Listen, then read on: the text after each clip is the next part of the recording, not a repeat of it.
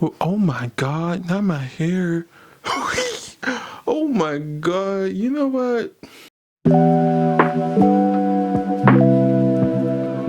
Hello, what's up? It's me, Aaron. And today we're talking about all the books that I read in the month of March. It is already April. I turned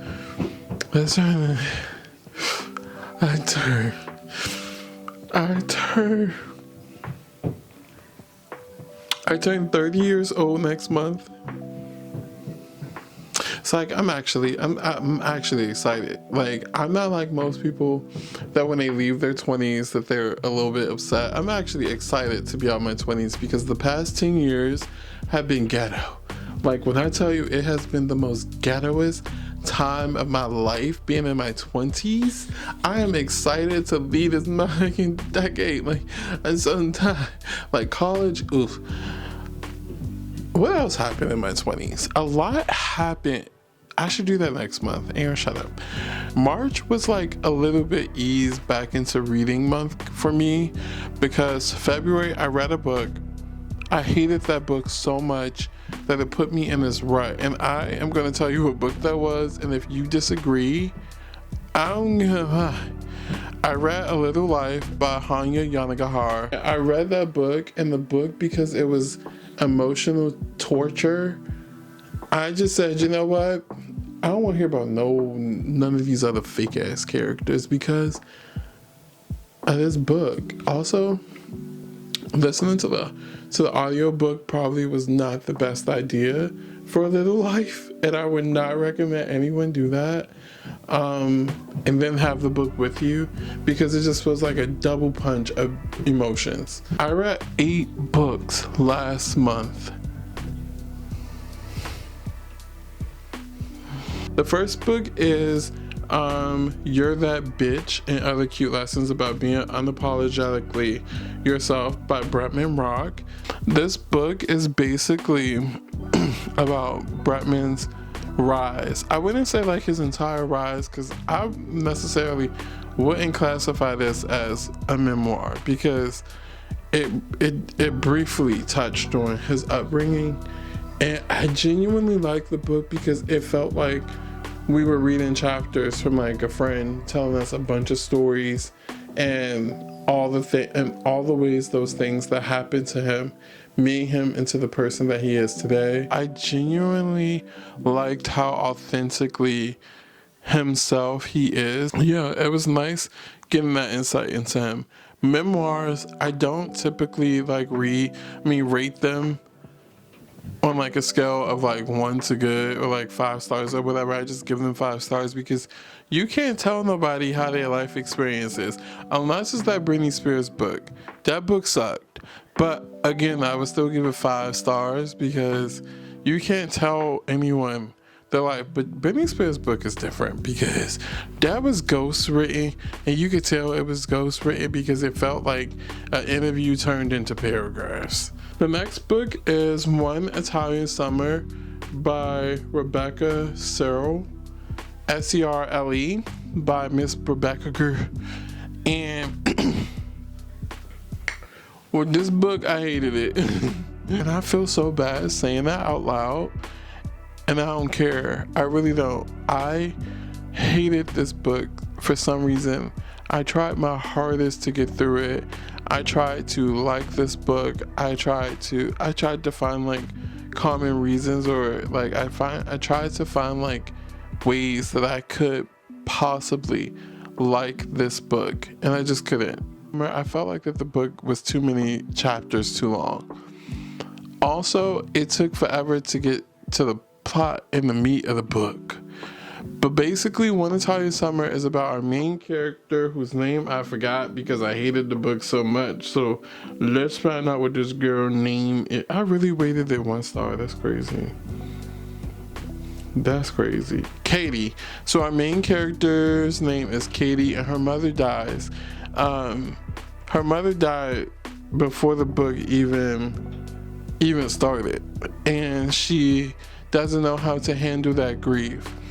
And also at the same time that her mama died, her and her marriage her and her man are going through marriage issues. So she decides she gonna go on a trip to Italy, a trip that she had already booked or whatever, and she's gonna go and have an amazing summer in Italy.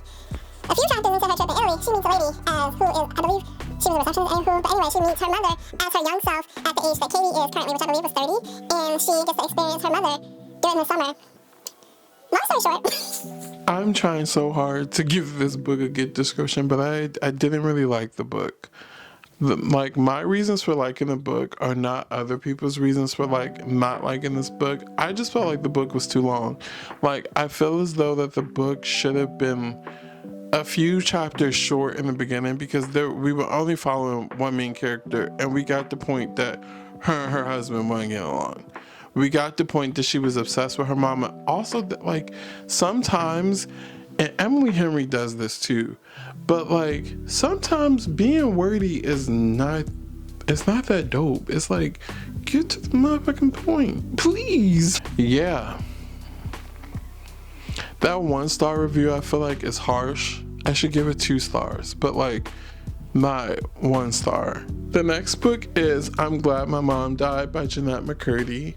Sidebar, this book is so like, whatever that word is for when, I'm just not gonna make an analogy because I don't know the word and I ain't trying to figure out the word either. Have you seen Quiet on Set?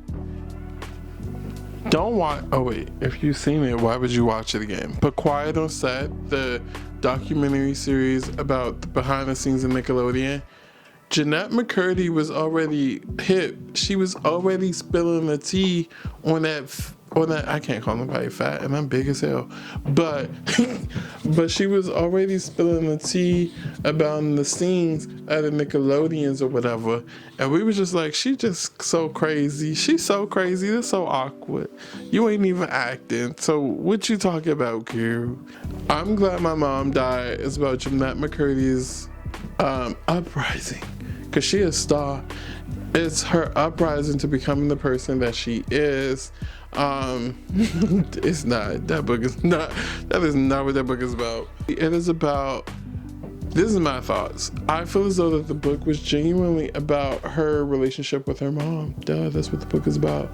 And how her mother basically lived vicariously through her, and not in a positive way. Her mama was an annoying person. I'm sorry, to wherever you are or wherever you've landed, whether it's there or you know, just in the spirit world, her mama was very annoying and very much so self-centered and very much so not a nice her mother was her mama was abusive, and then her mother bathed her and gave her vaginal exams until she was like 16, 17 years old. And at this point, she was on iCarly. Like, that was wow to me. And then Dan Snyder's big head, bobblehead ass, and how he was just not a good person at all. But she referred to him as the creator. And I was just like, you so nice. And then how Nickelodeon tried to pay her off. This book was tea. It was like spilling. It was giving.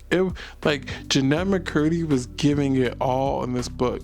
But make a long story short, because I'm really not trying to have no hour-long video that I gotta sit through and edit, I gave this book 5 stars because, referred to the first point about Bretman Rock's book, I don't really give a rating to someone's life story. Like, that's just rude. The next book is Before I Let Go by Kennedy Ryan. Now, in this book, it gets 5 stars from everyone that I've seen reviews from, especially other Black people, and I love that for y'all. I really genuinely love that for you. And then I guess I'm a different audience because I'm a whole man, ain't been married, I probably will get married, but I can't have kids because that's not how male to male reproductive system works. So yeah.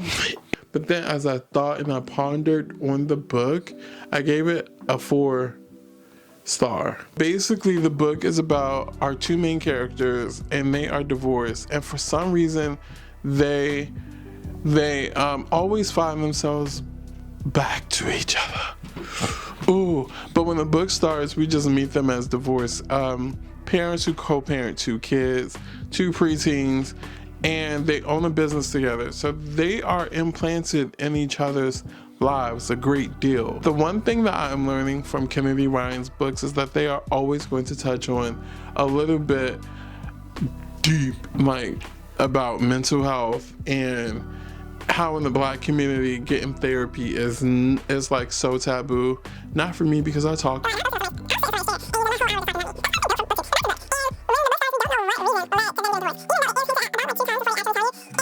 You like the emotions. Also, I listened to this on audiobook and I also read it. So like the audiobook, the female voice with the words on the page combined, like I felt Yasmin's emotions. And as I say that out loud, why did I give this book a 3.5 stars? Why did I give it a 4? But whatever, that's neither here. Oh, I know why. But you feel Yaz's emotions. And then meanwhile, C or Josiah, he is battling his own mental demons too. And I'm just like, damn, this book is deep. But the downside to this book was that it was too damn long. It was so many chapters. I think it was over 40 chapters. It took a good deal for like the C's to be hinted at, that them wandering back to one another. And that is why I hated it. I was like, yeah, I don't care. I was like, it doesn't get to the point here. What's going on in this marriage? Like, what happened or whatever. But once you get to that part of why they got divorced, what she's going through, what he's going through, that's when the book really shines. And I think that's why a lot of people gave it 5 stars. Because if you're judging it from the first 20 chapters,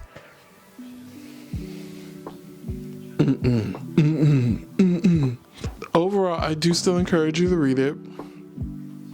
You have your way of liking books, I have my way of liking books, or whatever. The next book, though, that I read this month was Happy Place by Emily Henry. I genuinely do get the hype for the book. I do genuinely get the hype for the book all across TikTok. I personally did love this book. I read this book on my Kindle and I enjoyed it. Like, this book, again, is a second chance romance. I do remember the main character name, Harriet and Wynn. Wynn is the blueprint. I'm sorry. Wynn is the blueprint of a man. You know what I'm saying?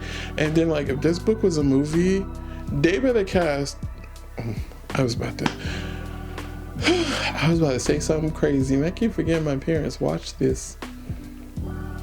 I'm 29 years old. That man, when they cast Wynn in the movie, if it's a movie, maybe in like 5 years, I'll be the one making the movie. You never know. But whatever. Like, Wynn is the blueprint of a man. But we follow our 2 main characters, Harriet and Wynn, and a bunch of their other friends, as they are vacationing on the island in the state that I forgot. I don't remember the state, but I do. I also don't even remember the visuals of the house because I was so enthralled in the story, and I was just like, that's a good ass book. It's worthy though. Like, Emily Henry talks a lot, and she describes way too many things for way too long. Like, sex scenes in this book were like 10 pages, and I kid you not, I was just flipping, and they were still pondering. They weren't even hunky. They were just pondering. No hole, like nothing was in holes yet. I was like, y'all, like, you describing all this and all they doing is kissing? Like, what? That was my only flaw with this book. Harriet and Wynn have not told their friends that they are no longer engaged, which was the gag. When I read that, like at the end of the second chapter or the third chapter, one of those chapters, and I was like, oh, this is gonna be good. I love that because I love mess. And yeah, basically the book isn't really like this big, long, drawn out plot. It really ain't. It's about 2 people who was engaged or whatever. She's a doctor. Wynn is a flawed individual who has a lot of things going on with him. And That's probably why I love this book so much. Harriet, I didn't really care for her because her story was she was a doctor. And low-key, if you think about it, like, for those of you on the internet who've read Happy Place, Harriet is low-key kind of annoying. But when, honey, also I love the way that the book was told. It was told in Happy Place and real life chapters, and I love that. Like, the Happy Place was her back home. I don't know if I just made a connection, because all her Happy Place chapters, never mind, because I was about to spoil the book, but like, if you read it, let's chat, let's like get it on like a texting link and let's talk about the book or whatever, because I think I just connected something and I don't want to say it out loud because I should start a podcast, but whatever.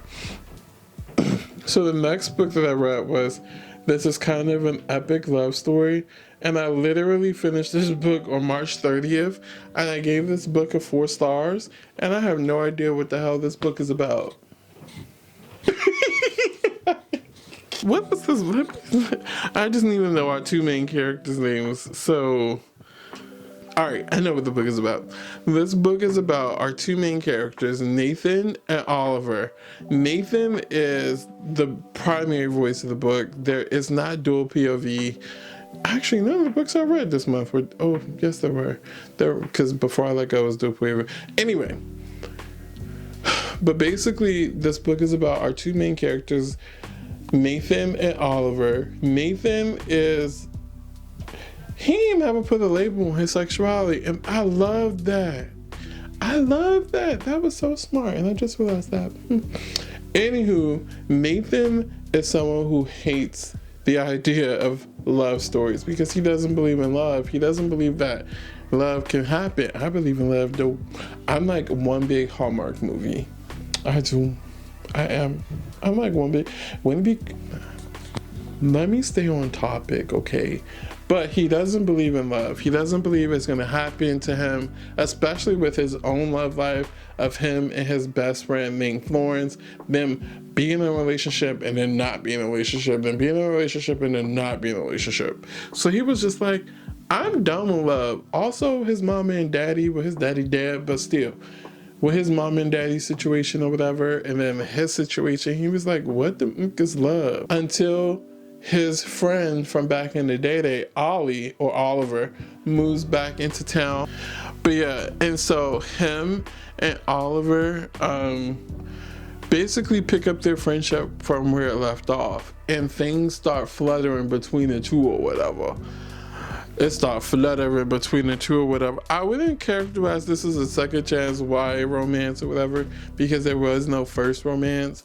But I personally think that why I enjoyed this book so much was the fact that Oliver has a disability. I'm not spoiling, I hope I'm not spoiling it in saying this, but Oliver is deaf, and I have never read that in the book. Well, Fourth Wing, someone had a disability. Fourth Wing, Iron Flame sucked, but Fourth Wing was amazing. But yeah, I've never read that in the book where someone has a disability and they're in love, and I love how they communicate it. It was so different, and I loved the descriptions of how to sign. Is Kacen Callender deaf? I should Google this. I want to know more about Kacen. I implore you to get the book. I rated it 4 stars. A lot of people that I know that read this book hated it because they felt like it was all over the place.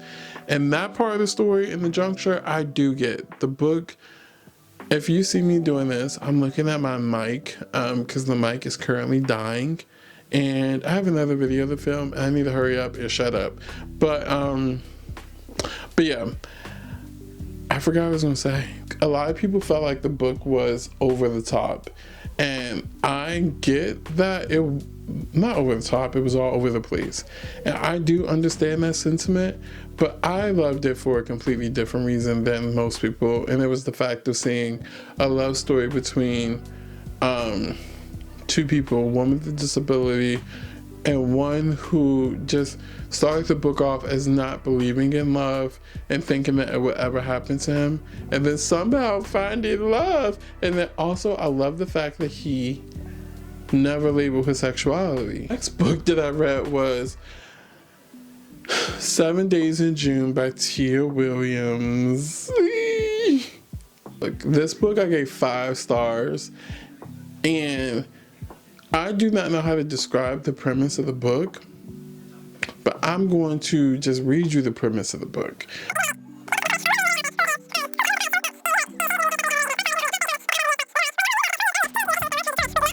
And then, yeah, so basically the book is a second chance romance between two people who had a tryst 20 years ago, and then 20 years later they pick up said tryst. Also, I did give it 5 stars, but a lot of the juice happened in the epilogue of the book, and that's all I'm gonna say. Before my camera dies, the last book that I read this month was A Love Song for Ricki, Wile, also by Tia Williams. And I am going to just be really brief with this book. This book is literally perfect. I gave it 5 stars. I would give it 10 stars. Shit, I give this 1,000,000 stars. It's about our main character, Ricki, who grew up in a privileged kind of life, and all of a sudden she decides that she doesn't want this life anymore. She wants to move to New York and open up a flower shop called, no, her Instagram is called Bought Me Flowers lately. And I like that. But anyway, and so she gets an offer from a woman named Miss Della. I love Miss Della. Miss Della got her groove thing in her 90s. She was able to have a lesbian. Anywho, and so then one day she meets this mysterious man whose name I forgot, and I love him. He was my favorite. And he is like he's like an old soul, and that's all I'm gonna say. Because my camera's dying. Like, oh my goodness. But basically, we get to explore Ricki, a 28-year-old woman, coming into her own in so many different ways. Leaving her family's money, starting her own business, finding herself, falling in love. Also, the many references to the Harlem Renaissance, because this book is set against the backdrop of the Harlem Renaissance, even though it's set in present day. That was technically a hint to a part of the story that happens in the book.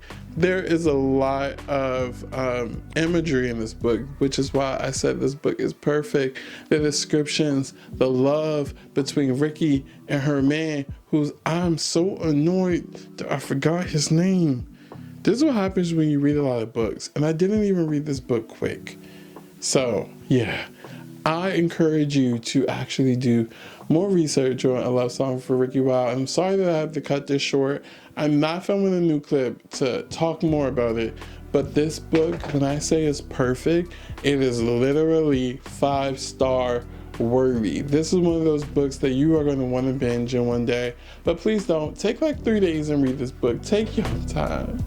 Please take your time. Please take your time. With that being said, that has been my 2 cents, and I will see you in the next video, or whatever.